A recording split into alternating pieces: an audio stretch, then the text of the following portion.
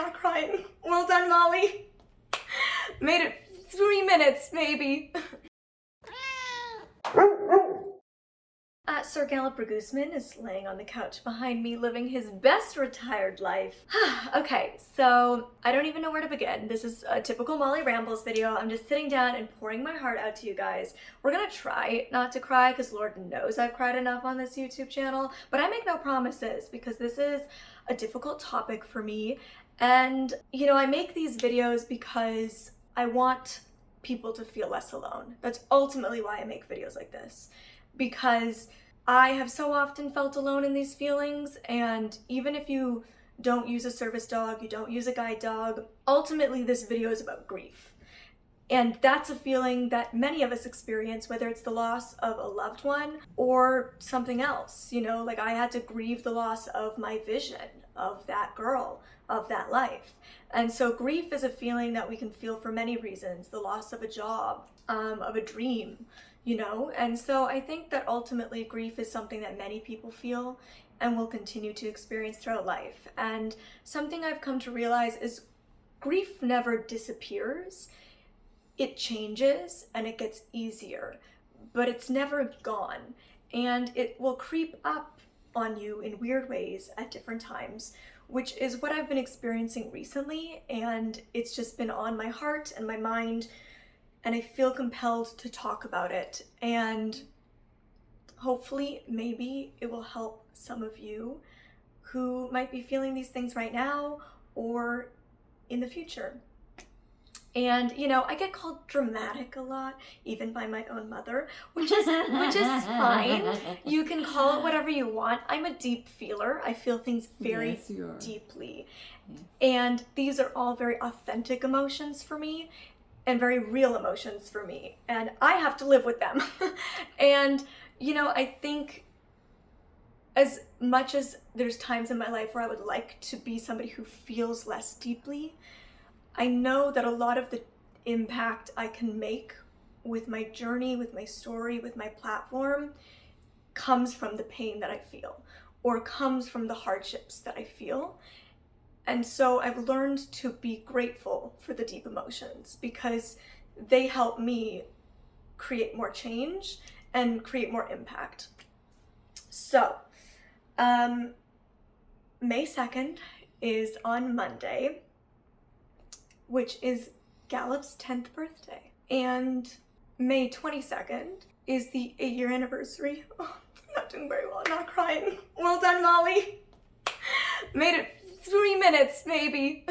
May 22nd is the 8th anniversary of Gypsy's passing. And she was 9.5 when she passed. So knowing that Gallop's 10th birthday is coming is really weird because it means that he has officially lived longer than she had. And I feel like that's hard because I'm feeling this, like, ever since I had that realization that, like, he is officially older than she ever got to, I have this, like, this fear of losing him. The time in my life when I lost Gypsy is definitely, like, among the most painful experiences I've ever had. I was struggling with PTSD. I had just left my dream job. I had to leave my apartment where I lived alone and move back in with my parents. I had no idea what I was going to do with my life. I was super broke, and one day she just was no longer there. I did this story time a few years ago. Also very emotional video, so prepare. So I know that, like, it can happen that fast. And I know that, like, large dogs typically live shorter lives. And, you know, he's a really big dude. He's so big. I can't get over it now when he's with Ben. Like, Ben just seems so puny and tiny, doesn't he, Mom? Yes. Ben is like my little shrimpy boy. He's 80 pounds, but he seems like such a shrimp. Like, this dude is so big, and I feel like I've heard that Bernese mountain dogs, like, their barrel chest and stuff can expand in their older age, and I think that's definitely happening to Gallop. He just seems so big, but, you know, I think, like, I just know from the experience with Gypsy that it can happen so quick, and it's not necessarily something you see coming. And so I think just knowing like his 10th birthday is coming up and he's lived longer than Gypsy is making me like fear losing him and like think about that idea and that reality. And like, you know, I try to be positive and think that he still has years in him because he's seemingly healthy and happy. And I try to put that positivity out, but I also just can't help but be scared to go through that loss again. And I think that I always thought that, like, you know, Gypsy died when she was still working. I didn't have Gallop yet. And I always thought that, like, maybe having your last guide dog retired, but having your new guide dog, like, having that new guide dog would make losing your retired one easier. And I think, like, in tactical ways it will. Like, I'm not gonna have to deal with using a cane. Like, I'm still gonna have a guide dog. I'm not gonna have to deal with losing the dog and my mobility. So like in the very practical way, it's gonna be easier, I suppose. But I'm realizing that in an emotional way, it won't. I think it's just hard to come to the realization that like this will be the rest of my life. And as somebody who bonds really deeply with my dogs and feels very deeply, it's just hard to think that this is like an experience we'll have to go through like forever. And to me, like, being a guide dog user, like, isn't a choice. There's 2 mobility aid options I have, to use a cane or to use a guide dog. But as I've talked about in videos like this, cane versus guide dog, like, those are vastly different tools that provide a vastly different experience. I don't get to live the life that I want to live and I'm capable of living when I use a cane. That's just me. And so to me, using a guide dog doesn't feel like a choice I make. It feels like the only tool that exists that empowers me to live as I want to. And so, like, as a blind person. And so the pros of being a guide dog user for me far outweigh the pain of the retirement or the pain of the loss, the death. But it's just like something you have to accept when you become a guide dog user. As incredible as the gift is that they give you, the pain you feel is equal to that when they leave you. And I'm sure many people have lost pets in their life and can like empathize with the feeling, but you know, with all due respect, I've also lost pets, and there just truly is no comparison between what a pet gives you and what a guide dog provides. Like, I just love having both my boys, and I wish I could have them forever.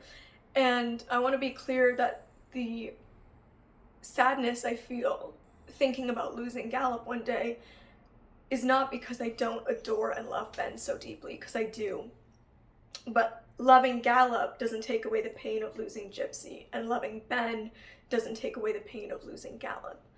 I think what I'm realizing is, yeah, just like Ben won't soften the blow of losing Gallop in the way that matters the most, which is simply like the emotional, the heart, the pain of that. I don't know if any of you have heard the song Happiest Year by James Young. It came out, I believe, in 2019. It's an incredibly beautiful song. I'll have a link below if you've never heard it. But every time that song like plays on my Spotify, I just feel like so emotional because like truly, truly, truly, Gallop guided me for the happiest years of my life. Like, to date, the best years of my life were the ones that he guided me through. I got to experience like so much that I never thought I would. And obviously so much of that is due to all of you. So thank you for giving me such an incredible chapter of my life. And like, that was part of why retiring him was hard, because it felt like the end to that chapter. And I feel like I will experience that grief again when he goes. And I don't know if anybody has felt this way, but I imagine somebody else out there watching this has. But like, sometimes I catch myself just envious of like my 23-year-old self who got to have like all of those experiences with him. And I just have moments where I just want to do it all again. Like, I know I can't. And I know there'll be people who watch this that are like, it's just a dog. And I get why a lot of people can never imagine the bond we have, because I know I couldn't if I didn't live it. And You know, not everybody feels like this connected to animals or feels this connected to their service dog even. I have blind friends with guide dogs who like do view it more as a tool, and that's great, but that's just not the bond that I have. And he's just like such a special dog. Like, I've just never met an animal like him, you know. And I know that ultimately, like, I'm having these feelings at this time because it's just like a triggering anniversary in multiple ways. As I said, when Gypsy died, like, it's the second hardest time in my life. Going blind and that era of my life are like almost on par, neck and neck, for like most difficult times in my life. And I think anybody who has been with me through my life, like my mom or dad, would agree that that was like a very hard time. And that hard time led to this YouTube channel. That's when I decided to start this channel. And so again, I think so much of my pain turns into great purpose and hopefully great impact. I know that like this year is harder for me than most May because it's the first May where Gallop is retired. It's the first birthday where he outlives Gypsy. It's her anniversary. Like, it's a lot of things. And I'm also still, of course, going through a lot of other change in my life right now. And so I know that like this year, the memories are hitting me harder than most years. And that's why it's just as hard as it is for me. But yeah, like I said, I wanted to make this video because ultimately it's one of grief, one of talking about anniversaries and those feelings that can come up again, be triggered. And I know that other people feel those things. And I know that if I saw a video like this of another blind person talking about this type of feeling in relation to their guide dogs, like I feel like I would really benefit from that, and I would really like that. And so the off chance that any of you feel that way, I just felt compelled to make this video. And the videos I feel deeply compelled to make are usually the hardest videos, where I have to be vulnerable and expose my wounds and my hurt and my trauma, but I think they're some of the most important that I do make.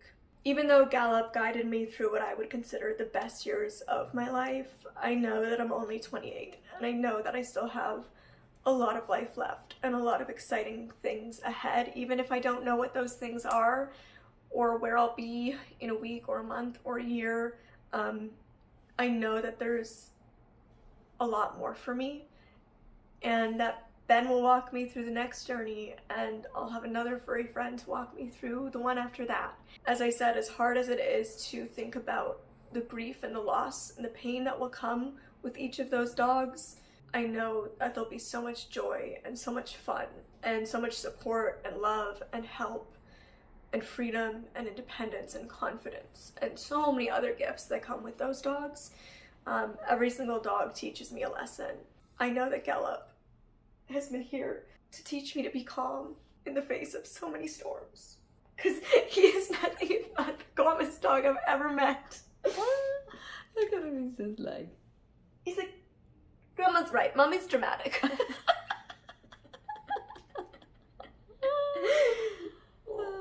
Look at him on the pillow, just having the best time. I just love you so much, Bugsy. I don't want you to go anywhere. Oh, he says I'll go to a happy place, Molly. I've earned it. I'm going to be... Oh, you've earned heaven for sure, buddy. Then you'll see Gypsy. Oh, yeah, Gypsy's up there, too. And Rory? Family pet?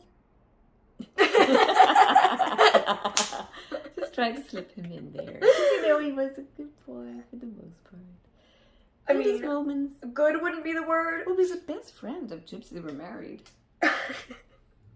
It's a different story for a different day. I did a horrible job at not crying. Horrible. Yeah, it was pretty bad. It was such good humor. I know, but this is such a hard topic. I knew I'd cry, which is why I just wanted to get it over with and just film it, get it off my chest. Maybe just having one good cry about it for the month of May will be enough. Just get it all out in this video, and then I'm done for May. Yes, May is very triggering for Honestly, you. I'd like to just get through May. I'd like to just, I'd like for it to just be June. Because yeah, I think ultimately it's just some PTSD stuff coming up this year. And that's okay. It's okay, we'll get through it. Ebbs and flows, good and bad, ups and downs. As I always say, we ride out the downs and live for the ups, knowing they will come again.